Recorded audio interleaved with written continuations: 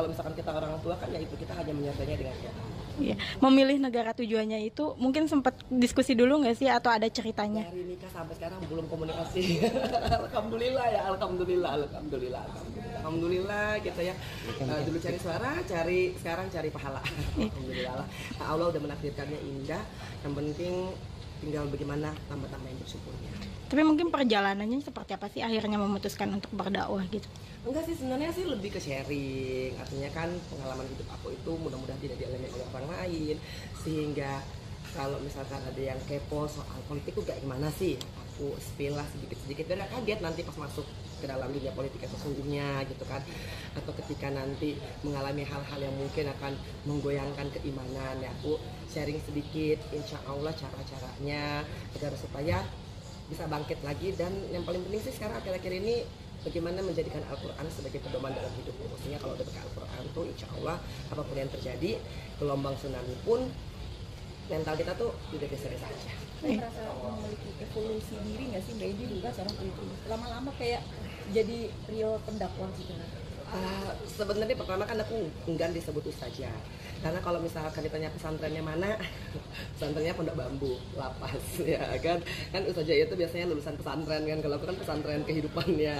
Dan alhamdulillah gitu, kalau hanya untuk sharing-sharing sih ayo gitu kan. Saya juga senang untuk memberikan pelukan kepada orang-orang yang saya rasa membutuhkan, dan transfer energi yang positif itu tuh luar biasa bagi aku. Dan mudah-mudahan kan di setiap kajian doa mereka itu buat aku kan berlimpah, malaikatnya lagi banyak, terus doa orang-orang yang baik, sehingga aku selalu minta untuk mendoakan anak-anak. Tapi mengira nggak sih bakal ini adalah titik tertentu dalam kehidupan Mbak Edi itu kayak berubah gitu loh, merasa di tempat yang berbeda sekarang gitu, kayak gitu, gitu nggak sih? Oh pasti ya, artinya metamorfosis ini kan terasa banget, karena aku yang dulunya begini gitu kan, terus jatuh sampai udah nggak punya tempat untuk jatuh lagi gitu, karena udah sejatuh-jatuhnya. Tiba-tiba ya aku pikir aku bebas, aku nggak tahu mau ngapain gitu. Aku pikir aku yang harus menjadi tulang punggung keluarga, tapi kok kerja apa ya? Ternyata Allah malah memberikan dua sekaligus, ya kan? Tabungan di dunia dan tabungan akhirat, insya Allah ya, doain ya gitu. Kalau dulu kan tabungan dunia banyak emang nolnya gitu, tapi hilang juga. Kalau sekarang dapat dua ini bagi aku tuh luar biasa. Terus ketemu temennya dua lagi. Nah, teman di dunia yang insya Allah soleha, terus ketemu lagi teman di alam kubur nanti. Ya Allah, jadi tuh double gitu.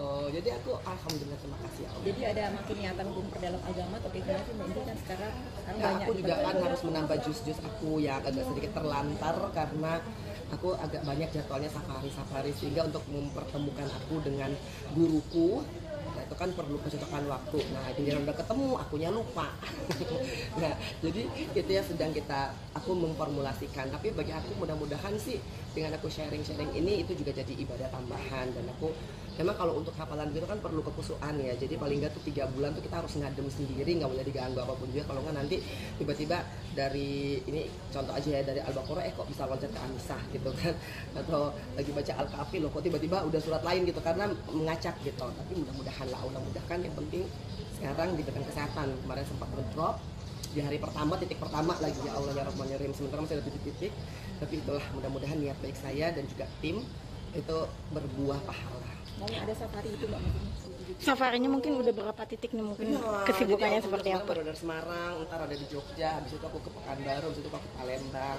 Bismillah, ini tinggal menantikan supaya Kianu bisa ready untuk ditinggal-tinggal. Nah, Oma kan udah kita mulai training, alhamdulillah. Yang sekarang tuh yang ngejaga juga udah alhamdulillah. Jadi aku udah boleh tinggal 2 hari, 3 hari. Alhamdulillah, kemarin juga ke Barcelona, mamaku aman-aman aja. Alhamdulillah, karena udah ketemu tandemnya dari Manado, jadi bahasa Manado. Iya. Allah mudahkan. Iya, tapi mungkin dengan safari tersebut kan ngedrop. Kenapa sih, mungkin kecapean kah atau perlu adaptasinya kah atau bagaimana nih semua? Ya karena memang kalau misalkan tidak hanya sharing ya, tapi kan setelah itu kan banyak yang curhat, banyak yang pengen minta foto, nah banyak yang ingin meluk gitu. Kalau misalkan jamaahnya 1000, nah kadang-kadang kan kita ngeladeninnya kan nggak sampai semuanya, dan aku mohon maaf lahir batin, bukannya nggak mau meluk ya Allah, bukannya nggak mau untuk curhat gitu, tapi memang karena jadwal dari panitianya juga kan sangat mepet ya, karena dari satu titik kita harus langsung, misalkan kemarin dari Batang kita ke Kendal. Nah, jadi itulah. Oh, di satu titik lain bahwa kehidupan Mbak Enji sekarang juga sudah punya besan, kayak gimana Mbak? Alhamdulillah, biasanya juga survive, alhamdulillah gitu. Terus aku juga bisa menangkap ketulusan hatinya. Jadi kan mungkin karena inner heart aku kan udah terlatih gitu. Kalau ketemu orang kita bisa ngeliat kan, maksudnya kita ngerasa gitu loh, ya Allah ini mohon maaf ya kan pengalaman juga, jadi kita tahu mana yang pura-pura, mana yang tulus, mana yang bersih, mana yang enggak kan. Nah, aku menangkap dari Umi Geni itu, ya Allah kok tulus banget ya, padahal kan aku bukan siapa-siapa. Banyak sharing juga nggak mungkin? Karena mungkin satu alumni Universitas Indonesia gitu UI, jadi bicara soal pola pendidikan, pola asuh, kemudian juga background daripada pendidikan juga jadi nyambung kali ya di situ ya. Dan kan juga emang Umi orangnya asik. Terus kemarin aku juga diundang ulang tahunnya, kan aku lupa kan namanya, Allah Akbar Kabila ya, karena saking banyak banget kan kakak beradiknya gitu. Terus aku kirimin sejadah, aku kirimin mukena. Yang penting mudah-mudahan untuk menambah ibadah. Iya. Anak-anak juga sekarang kan lagi honeymoon, seperti apa sih mungkin? Iya, justru karena itu belum kontak sampai hari ini. Masya Allah ya kan, alhamdulillah. Tapi kan kalau misalkan kita orang tua kan ya itu, kita hanya menyertainya dengan doa. Iya. Memilih negara tujuannya itu mungkin sempat diskusi dulu nggak sih, atau ada ceritanya? Dari nikah sampai sekarang belum komunikasi. Alhamdulillah ya, alhamdulillah. Tapi Mbak Enji waktu itu dia sempat udah pindah rumah belum sih? Aku justru tidak mengikuti ceritanya gitu kan, karena memang sudah menikah, jadi sudah mempunyai keluarga yang baru gitu kan. Itu juga orang tua nggak boleh egois, saya nanya ini udah begini ya gitu. Nah, biarkanlah kalian dan Tarik hidup berbahagia, menikmati masa-masa bahagianya. Bismillah, kita mendoakan dengan doa yang setulus-tulus. Artinya nggak komunikasi karena memberikan waktu untuk hangat-hangatnya pernikahan muda gitu ya? Orang tua itu kan memang seyogyanya demikian ya, mudah-mudahan ya. Umur berapa udah jadi orang tua? Adalah ketika anak datang, berarti anak lagi perlu ya kan, baru kita memberikan waktu. Kalau misalkan kita nggak merepotkan mereka kan lebih baik ya, artinya mereka juga merasa nyaman menjalani hidup mereka. Tipe orang tua yang minta cepet-cepet punya cucu nggak sih? Komunikasi aja belum, apalagi minta. Alhamdulillah, kalau aku itu kan udah apapun yang terjadi dalam dunia ini udah mangdalazi asfa'u indahu ila bi'izni. Semuanya itu udah digariskan. Kita juga mau paksa hari ini nggak mungkin jadi juga kalau emang kalau nggak ridho. Jadi kalau udah menjalani dan menerima apa aja yang hadir, itu kan yang lebih enak. Kalau dikasih cucu cepat, alhamdulillah. Kalau belum juga, alhamdulillah. Pas itu semua baik.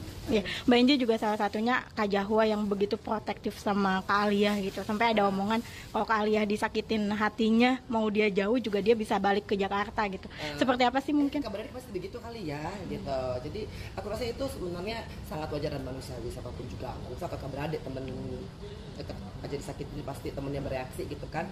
Tapi maksudnya kalau kita tidak ingin membawa, kalau saya sendiri nggak ingin membawa vibes sakit hati, nggak mau membawa vibes orang nyakitin gitu. Kalau bagi saya apapun yang terjadi itu kan pasti ada baiknya. Kalau misalkan dizolimi ya alhamdulillah, kalau dilupakan juga alhamdulillah, kalau digeser alhamdulillah, kalau dicuekin alhamdulillah, itu semua alhamdulillah. Karena dari kejadian-kejadian itu kita dapat pahala. Ketika kita mulai memaafkan, ya Allah alhamdulillah. Doa yang tidak bisa ditolak oleh Allah adalah doa orang yang terzalimi. Kita dizalimi, kita doa. Kita dicuekin, kita punya pahala untuk bisa apa? Menerima. Kita